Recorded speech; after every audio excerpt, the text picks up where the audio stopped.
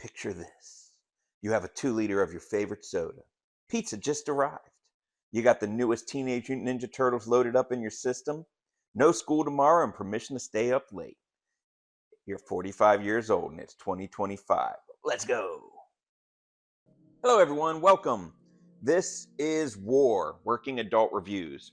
And today we're declaring war on our PlayStation Plus monthly games. So a couple of weeks ago, I did a video on Dragon Age the Veilguard, and you can look at that here. If I figured out how to put the link up, we'll see. I'm new to this, kinda.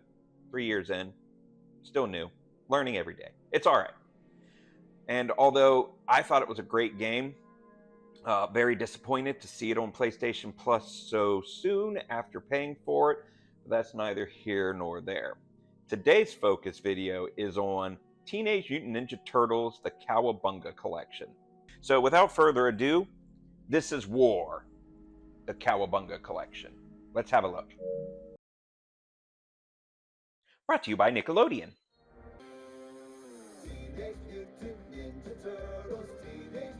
It still hits right here. It really does.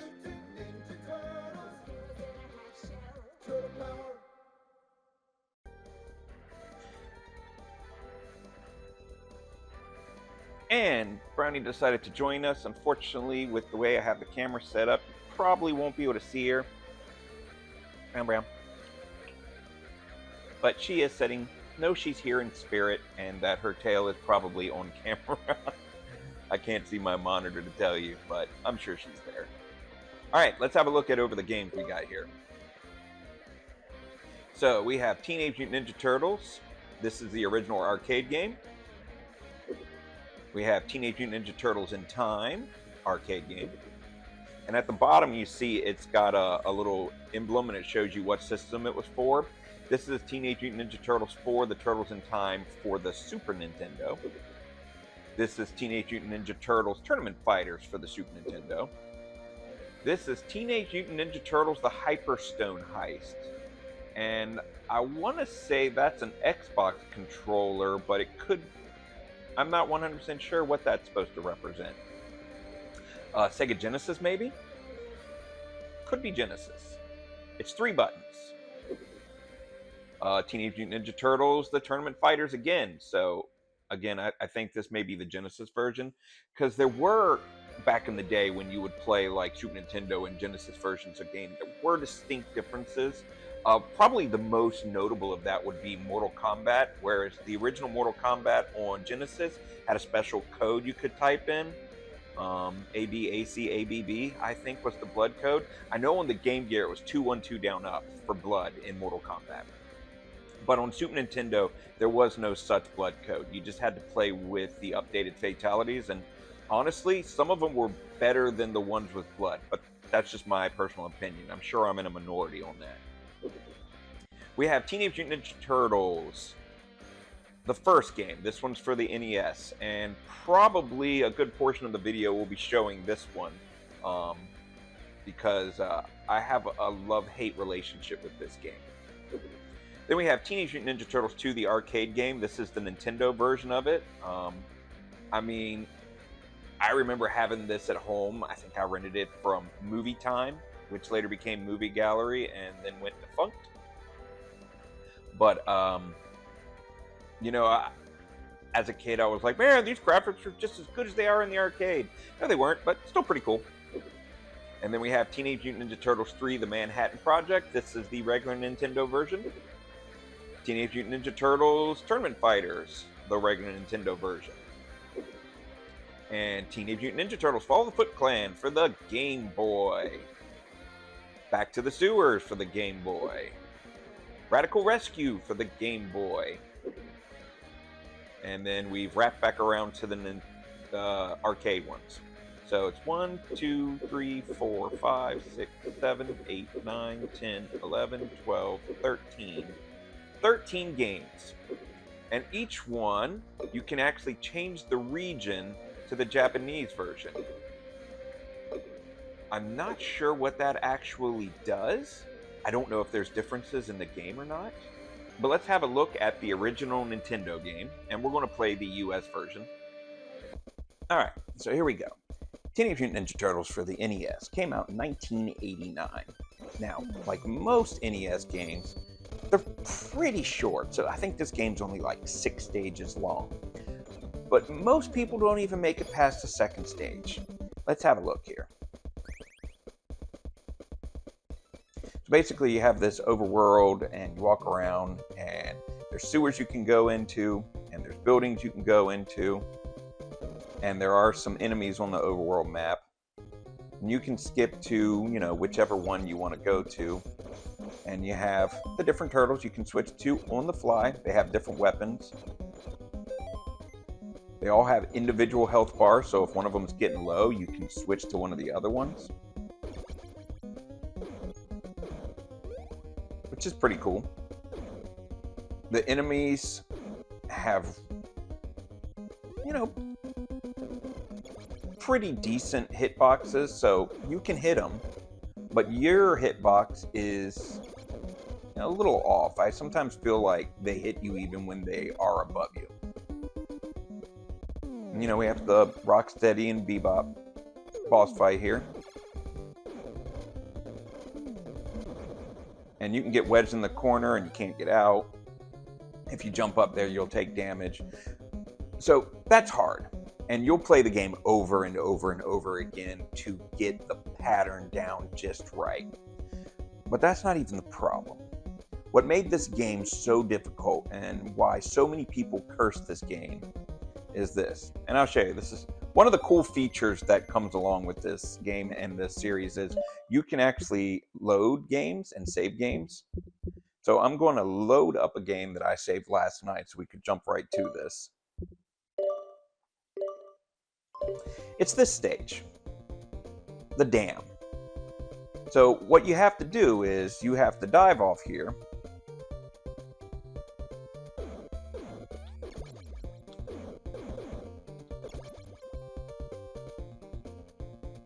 And do this underwater stage. And all underwater stages in Nintendo games are garbage. So you have to swim around this and disarm these bombs. Easy, right? Yeah, it's very easy. You have a time limit. You have these electrical pulses that are on timers. You have to swim past. And that's fine. Oh, that's fine. If you hit that stuff, it's instant death. It's about right here that it starts getting... And it's over. Alright. Switch to a different turtle. Dive in again. The ones that you've disarmed are already disarmed, so there's that. Get that going for you. You'll go right into one.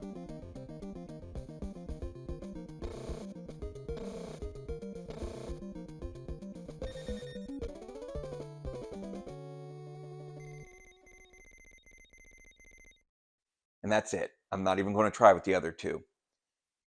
I did it last night. I played it. I remember doing it as a kid. And I don't know if I remember throwing the controller as a kid too, but I don't know. As an adult, I don't have the patience for this. So it's good for me to know that future generations get to do this. So moving on. Let's look at some of the other games that are loaded up in here. Let's compare two of the higher end graphics ones. So let's look at Teenage Mutant Ninja Turtles, Turtles in Time. Winners don't use drugs. Yeah. Intro, not too shabby. We've got Krang, still in Statue of Liberty. Looks pretty good.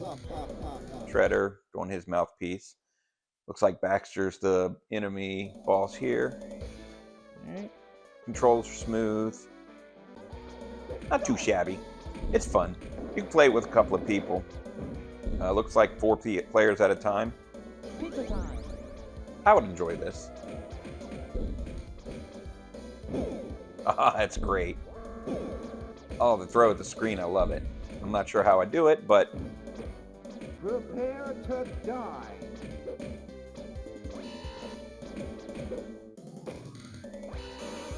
All right. Let's look at Turtles in Time on Super Nintendo. So, same game, just different graphics. So you don't actually get the voice acting on the Super Nintendo. A little more pixelated. Not quite as big and colorful as the arcade version. I feel like it's a little bit smaller character sprites. But actually, the hitboxes register a little better, I think. And the controls are a little bit smoother, and maybe that's just because, they're responding to the pad I'm used to using. So far, the stage is exactly the same.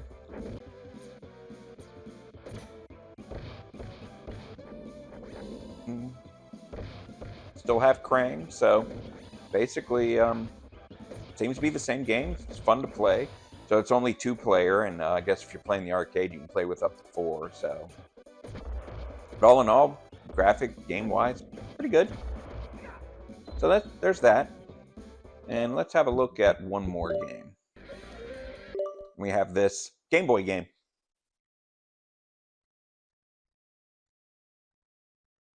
It's that greenish gray scale of Game Boy days of yesteryear. So, and this one, well, you start off with just Michelangelo, so I guess you got to free the other ones before you can use them. Got a nunchuck helicopter. That's pretty cool.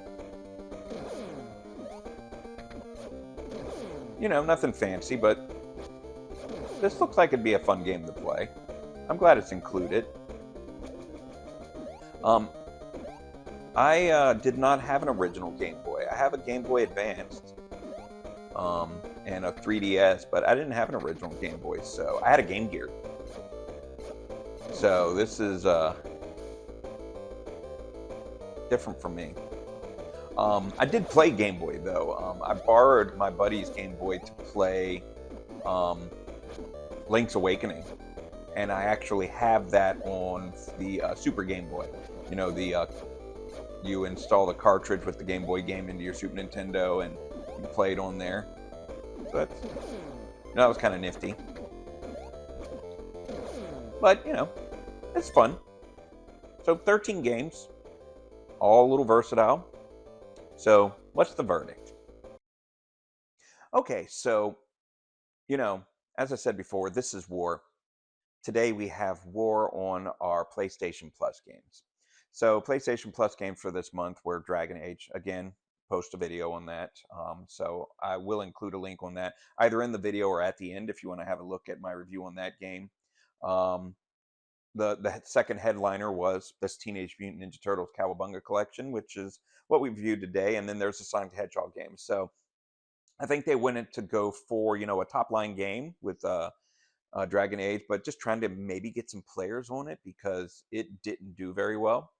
I enjoyed the game, as you can see in my review, but a lot of people didn't and didn't get a lot of sales. So I'm disappointed to receive that as a PlayStation Plus game since I'd already shelled out money for it and beat it.